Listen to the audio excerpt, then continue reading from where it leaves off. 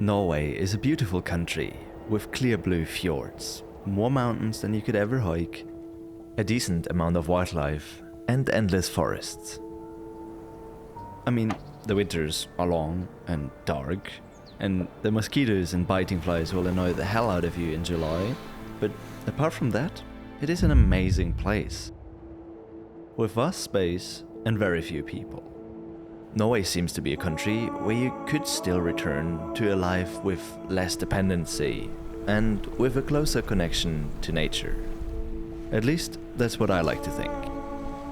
And as a bonus, buying land and small farms in the countryside is somewhat affordable. That's why my girlfriend Thea and I decided to buy a small farm close to a lake in the countryside of mid-Norway. We wanted to get away from the city and all the stress that it comes with and have a simpler, hopefully more peaceful life. It took about 28 years, a childhood in a small town, 5 years of studying, and a year in Vietnam to realize what I was actually looking for in life. And I couldn't find it in any other country until we came to Norway. Thea and I met in Copenhagen. We had both been living there for some time, and although it's an amazing city, it came to a point where we were kinda done with. With our travel plans to South America cancelled by the coronavirus, we thought it might be the best to sit out the situation by borrowing her family's cabin in the Norwegian countryside. It took us a few months of travel restrictions, borderline homelessness, and some rejections in the airport due to my German citizenship, until we finally made it to the cabin.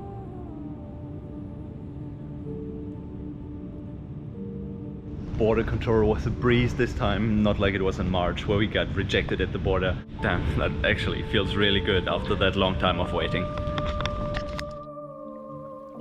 As for many of us, it had been a year of insecurities, and suddenly being in a place surrounded by nature, at the lake shore with mountains right behind the cabin, was the first time in 7 years that I felt this overwhelming peace and quietness.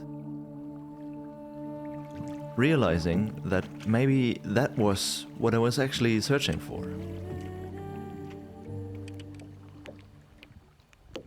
Despite having studied biology, I have never been much of an outdoor person.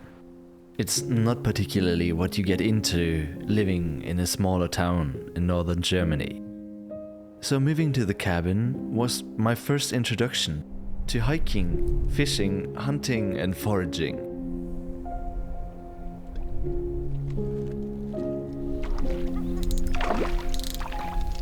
This time we're getting it. Definitely one of my favorite fish teeth. Being outdoors and utilizing nature is something deeply ingrained in Norwegian culture. It was the part that I could immediately identify with, and after a few weeks, we both felt the urge to see more of the country. So, with a bit of savings, we bought a van, rebuilt it into a simple but usable camper, so as soon as summer rolled around, we were ready to explore. At that point, I have had only heard stories about the magic summers above the Arctic Circle. It was as intriguing as it could have been, and we ended up driving pretty much all the way north in this surprisingly long country.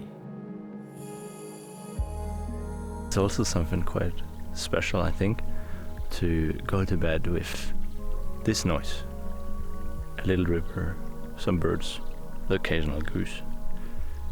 Much more relaxing than city life.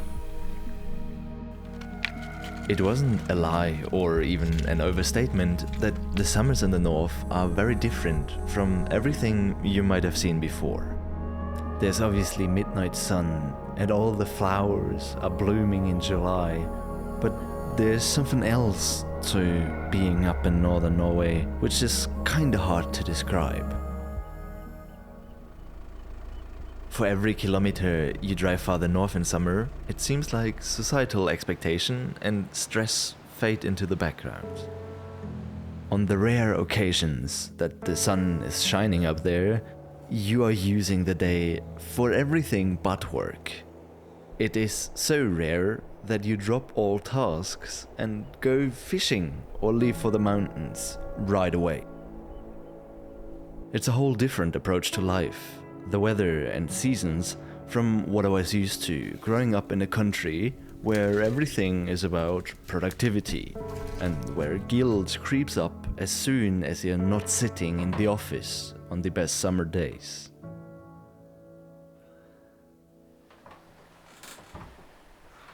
I was actually stunned by how relaxed and close to nature life can still be, and it slowly but surely developed into the wish to have our own place in this country, skip on the other travel plans for now, and find some sort of similar freedom. But it wasn't just about the stunning nature. When you're driving through Norway for a while, you start to realize that there are thousands of small farms in any kind of landscape. Seeing all those cozy places raised the desire for us to grow our own food, potentially have hunting rights and animals, and make those physical chores part of our daily lives, with a little bit less dependency on the state and food system. But all those nice things, they come with the need for land and ownership. Our first thought of buying a small cabin on a low budget started to show its issues. In Norway, most cabins are vacation homes, and the plots are rarely more than 1,000 to 2,000 square meters, with no rights attached. What we were truly searching for turned out to be one of those small farms. It's called småbruk in Norwegian. Of those thousands of them that you see along the countryside, quite many are for sale. But even more often, they are not as idyllic as you would wish them to be. Some of them are too close to the street or train tracks. Others have been stripped of all their lands in an attempt to create a more streamlined agriculture. While searching every corner of the property market, we rented a small cabin down by the fjord to at least live in nature in the meantime. With fishing so close by and our first miniature project of growing food, we get the first taste of self-sufficiency, and the longing for our own place with land attached get even stronger. About a year later, it finally happened. To our surprise, a rip-off flyer in the local supermarket got us into contact with the sellers of the farm we ended up buying. Luckily, it wasn't on the public market, and we were able to get a bank loan for the purchase price equivalent to buying a cramped 60 square meter flat in the city.